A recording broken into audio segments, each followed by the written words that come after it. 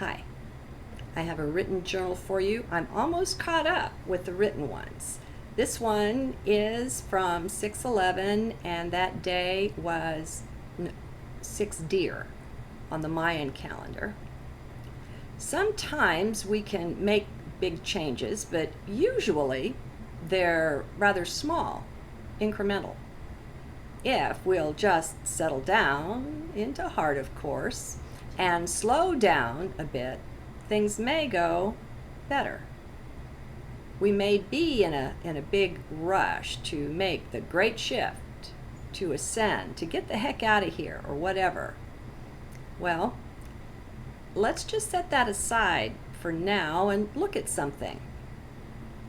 There are going to be some bad days ahead, quote unquote bad. They will either be tedious bad or out and out bad or something in between. If we're in 3D, though, there are guaranteed to be a few trying days. When we're in the midst of them isn't the best time to be figuring out what to do and how to handle them. We're not at our best then. So let's look at things now. What do you do when you're having a bad day? Do you cut yourself any slack? Or do you get down on yourself? Or maybe tend to get depressed? Do you maybe shut yourself off in your room or in your silence and just try to maintain? Maybe sleep it off? How do you handle stress, in other words? Like me, I hope we're all learning, or at least intending, to love the self. This isn't something we've been taught. No one taught us, so it's something we've had to come to on our own. Loving the self may even seem like a bad idea. Religions, some of them, have actually taught us that it's selfish to place the self first in anything, much less to love the self. Oh no, you've got to minimize it, quash it, smash it down, etc. Well, little wonder things are in such a mess, it's what I say. We're perhaps at the beginnings of untangling all those nonsensical knots of training and instruction we received, the programming, whether from school or parents or peers or even society in general. It doesn't matter. It's time to withdraw trust from simply all we've been told.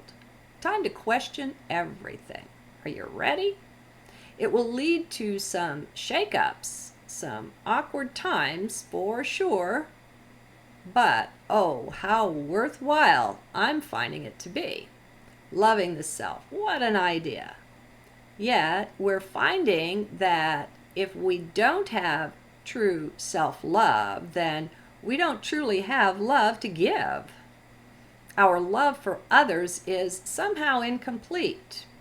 It falls down on its face. No one ever told us this, but we're learning to see it in self and in others. It's a part of our overall waking up. I just have one simple suggestion here, and that's to have some ways picked out to cut yourself some slack on those difficult days. And it doesn't matter what the difficulty is, whether it's internal or external or where it came from, the result is the same, a challenging time. So, what's your favorite thing to do? Do you have a particular genre of books you like to read for recreation?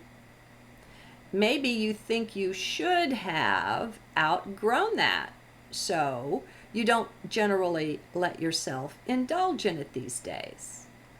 Indulge. Do reconsider. You could have something special set aside to bring some light and fun into an otherwise trying day. It could be just as simple as a book of jokes, a novel, a computer game, or an ice cream sundae. It doesn't matter. Just something nice for you that you can indulge in with without putting yourself down. Don't eat that sundae if you're just going to be all over yourself for the weight it's going to put on you. If you can't really let all that go and enjoy it, put it off for a while. See, I ad-lib and then here it is. Now, if the ice cream would just put on pounds and you're the worrying type, then don't go for that. No sense trying to relax with something you'll just be harping on yourself for later. Not a good choice, but you get the idea. For myself, believe it or not, it's pretty simple. I bet you guys know by now. I recline and veg by putting on my playlist of NDE videos. I love connecting in heart with those folks in that space they inhabit. So many of them have become shining stars since their return. Not all, but a lot. Their lives completely changed. All the stress has just gone out of them. They actually look forward to their body's eventual death. They've come into real peace, but you don't see them even contemplating suicide either. They're in a higher space than that. Now, this nurtures something deep within me, and it always has. Ever since first reading Dr. Raymond Moody's Life After Life back in the 80s, I've been consistently lit up by these stories. I can't tell you the number of times they've helped pick me up during a dark stage. Oh, and there's one more thing I remember now. Someone gave me a subscription to a little magazine called Guideposts, back when there were no ads. It's a non-denominational little thing of stories. Oh, how I looked forward to that little booklet arriving each month. I would savor each and every story within. It was chicken soup for the soul kind of things. People's stories of making it through difficult times. I could have sat down and read it probably in an hour or two, but I wouldn't let myself do that. I wanted to really savor each story. I can't tell you the number of tears I've shed over them and with them either. It was so refreshing meeting those beautiful, everyday people on the pages of that little book, reading their stories, hearing how they overcame. Somehow my own troubles would always seem to recede. It doesn't matter what your troubles are, there's always and forever someone else whose story can put your troubles in another perspective entirely. Someone always has it worse and makes it through. Now, these were two seriously helpful strategies I've used to pamper me.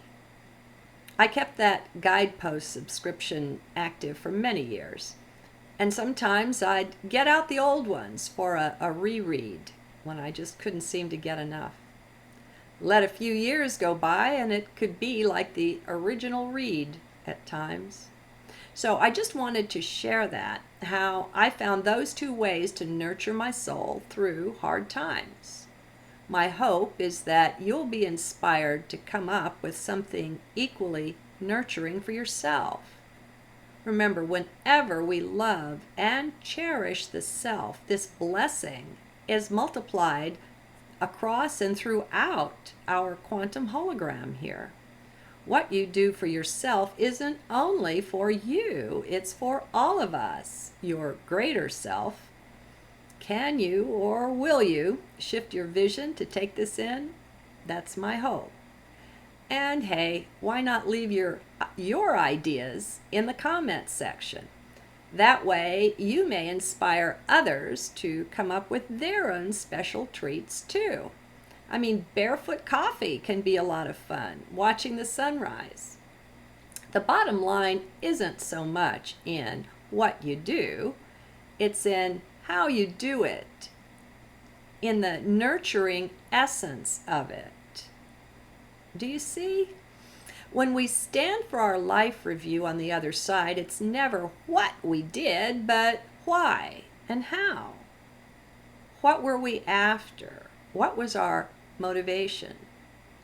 And when your motive is only to love and cherish self or anyone, well, that's bound to be wonderful. Many of our souls are like a parched plant, too long denied water. They're a bit wilted. Oh, how the soul can rejoice and be glad in just being loved and cared for. Sometimes our environment doesn't do it for us. We need to do it for ourselves. It's an amazing thing, the blessing such simple things can truly bring. It's not in the ice cream or the novel or the NDE story. It's in the why and how of it, your motivation, your love. We are love, robed in flesh, walking the earth, my friends. The sooner we come in contact with this and recognize it, see it and begin to deeply feel into it, the sooner we will start shining and glowing and renewing our zest and joy of life. Yes, even life right here in crazy, messed up 3D Earth. So do put your heart into picking out a few special treats just for you. Little things to help you make it through the next bad day that crops up. And I don't mean going out and shopping. You don't want to go out and expose yourself to all that rah-rah and the ads and the chaos and the rest of it. You know, it's not thoughtful enough.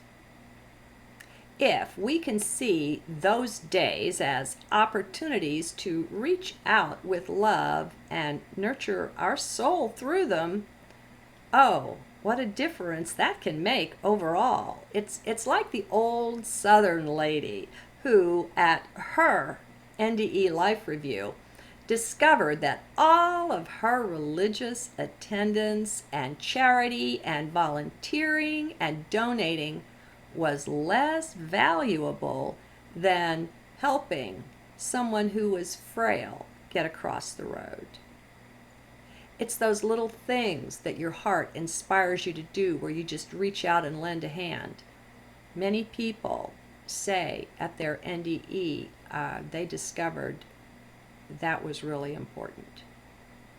Let's learn to listen closely for those sparks from heart as they arise. The pure motivation that makes us leap to our feet and lend someone a hand, say a prayer for them, whatever. As we recognize and nurture those inspirations, we nurture our very own soul, and the whole of life wins. Truly, we are connected, my friends, all of us. Each of our blessings is passed around to our friends and to family we know nothing of. The whole cosmos is our family. Are your arms big enough to give and receive such a hug? You bet they are, arms of heart. Begin to count on your oneness with all life. Watch for it, for signs of it. Expand out. You will see them if you watch. We get what we look for.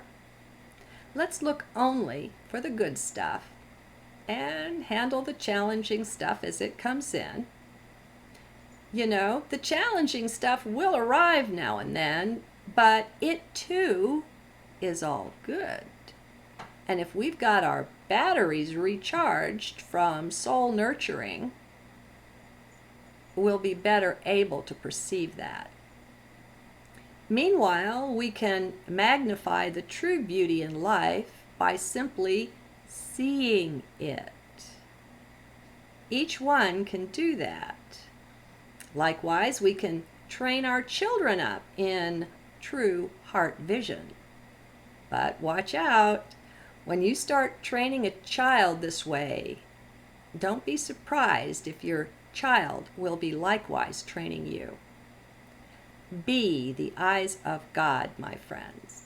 See all of life with the deepest, the greatest, the mightiest love you can envision and become.